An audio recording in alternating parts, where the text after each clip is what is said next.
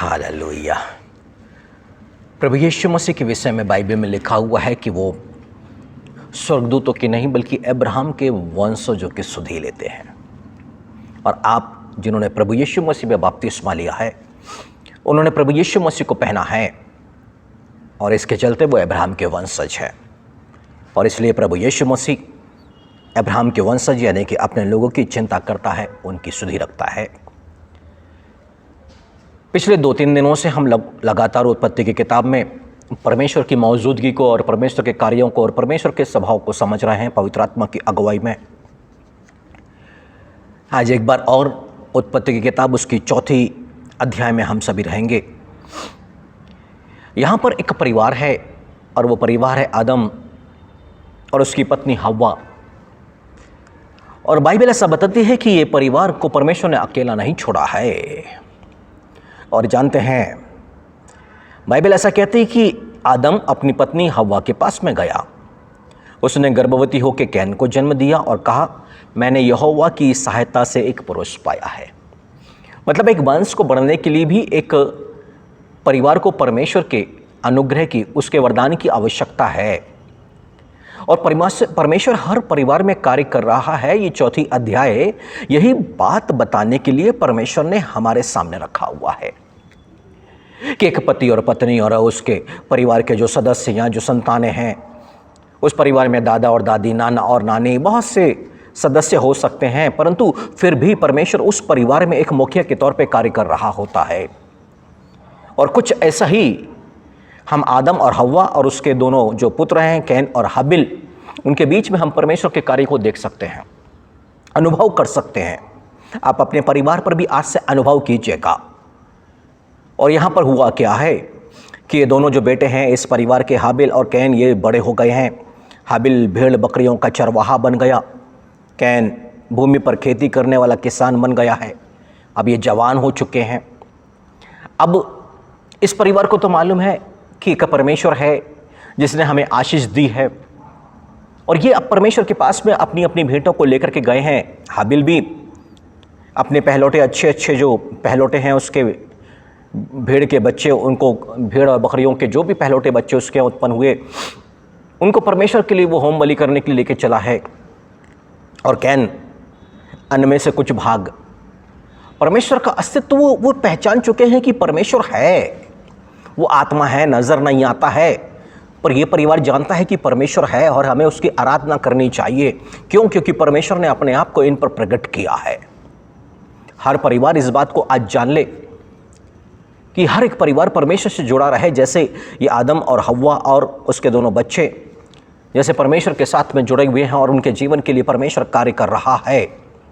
परंतु यहाँ पर जब दोनों बच्चों की भेंटें चढ़ाई गई, परमेश्वर ने हाबिल की भेंट को ग्रहण किया पर कैन की भेंट को ग्रहण नहीं किया।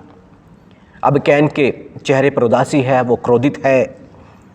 अब वो अपने भाई से ईर्ष्या रख रहा है, उससे बैर रख रहा है। अब मन के अंदर में तो शैतान काम करना शुरू कर चुका है उसके। पर देखिए ना मेरे प्रिय भाई और बहनों, परमेश्वर उस परिवार की सहायता, मदद के लिए, धार्मिकता के मार्ग में बनाए रखने के लिए उतर करके आया है। वो परमेश्वर वो कैन से बातें कर रहा है, ये तू भला करे तो क्या तेरी भेंट ग्रहण ना की जाएगी? और यदि तू भला ना करे तो पाप द्वार पर छिपा रहता है और उसकी लालसा तेरी ओर होगी, और तुझे तो उस पर प्रभुता करनी है। परमेश्वर कैन को समझा रहा, उसको परामर्श दे रहा, उसकी काउंसलिंग कर रहा है कि देख, तेरी भेंट ग्रहण नहीं की गई, उसकी वजह यह है कि तेरे जीवन पर किसी की भलाई नहीं है।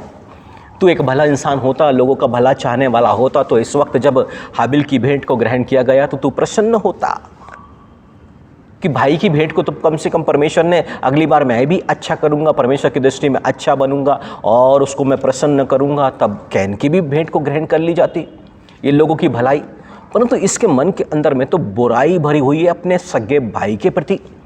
और परमेश्वर इस बात को जानता है और परमेश्वर की अगुवाई इस परिवार को मिल रही है, बल्कि कैन को मिल रही है कि वो बुराई में ना जाए, उस पाप से वो लौट आए, तो परमेश्वर इसकी भेंट को ग्रहण करेगा, ये भी आशीषित हो सकता है। और परमेश्वर बता रहे हैं कि देख, नहीं तो पाप की लालसा जो तेरे पर है, मतलब शैतान की लालसा तुझ पर है, और शैतान ने एक बार अधिकार कर लिया तो दासत्व मनाएगा, और वही हुआ। इसने परमेश्वर के परामर्श को ठुकरा दिया और इसने शैतान के परामर्श को यानी कि पाप के दासत्व में गया और अपने भाई हाबिल की हत्या कर दी।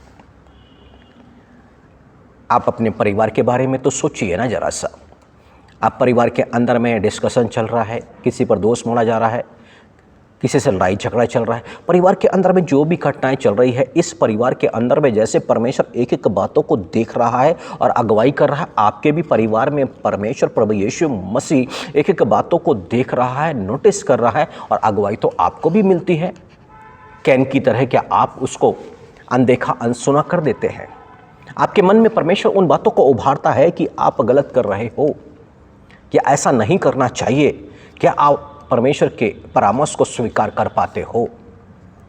हर परिवार में यदि आप नए नियम के अंदर में आ जाए तो यूसुफ और मरियम, और परमेश्वर की दृष्टि उस परिवार पर है, और यूसुफ के मन में जो चल रहा है वो परमेश्वर को मालूम है कि ये चुपचाप से मरियम को तलाक देने की सोच रहा है, और परमेश्वर ने बातें करना शुरू कर दी। एक मनुष्य के मन में बातें आ रही है और परमेश्वर उस बातों को जान रहा है, तो सोचिए ना आपके परिवार की कौन सी बात कैसे छिपी रहेगी।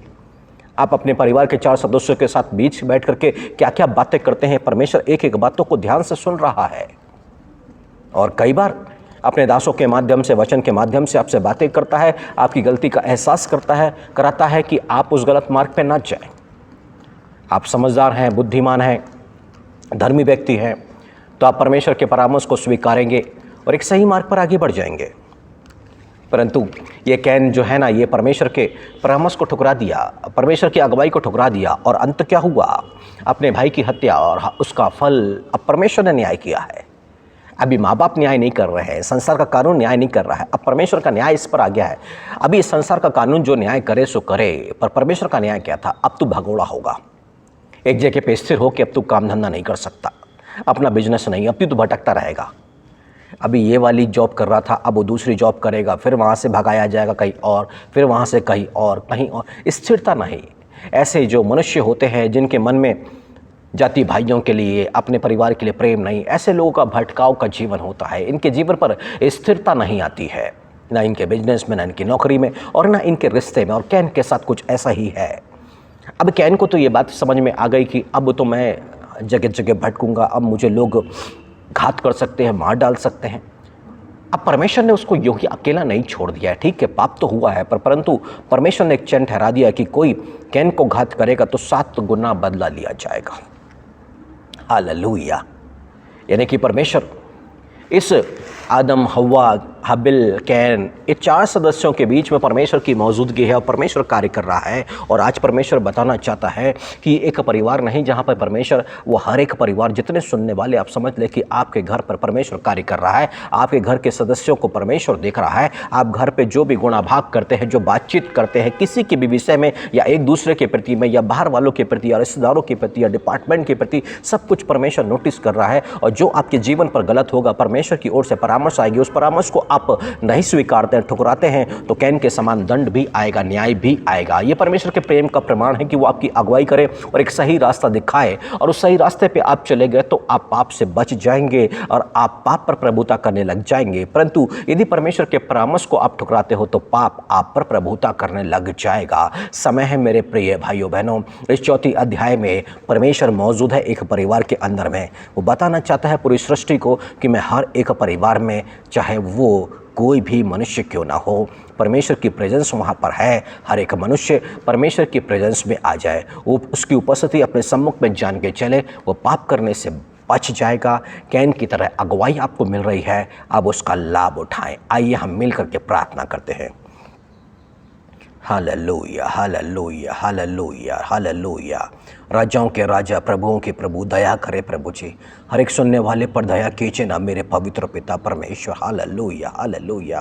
कैन ने आपके परामर्श को ठुकराया, आपकी अगुवाई को ठुकराई प्रभु जी। हम ऐसा आचरण ना करें प्रभु जी। हम बड़ी गंभीरता से इस बात को समझ गए हैं प्रभु जी कि आप हमारे परिवार में कार्य कर रहे हैं, आपकी मौजूदगी है। आदम, हव्वा, हाबिल और कैन के परिवार पर आप मौजूद है प्रभु जी, उनके लिए कार्य कर रहे हैं प्रभु जी। हालेलुया। कीजिएगा, हमारी भी सहायता मदद कीजिएगा प्रभु जी, कि अब हमारे परिवार के सदस्यों से कोई गुनाह ना हो प्रभु जी, श्रापित जीवन को ना जिए प्रभु जी, बस दया चाहते हैं प्रभु जी। हर एक सुनने वाले पर अपनी दया को ढेलिएगा प्रभु जी, अपनी कृपा दृष्टि को बना के रखिएगा, यह अनुग्रह को चाहते हैं पिता, प्रभु यीशु मसीह के नाम पर विनती करते हैं, आमीन।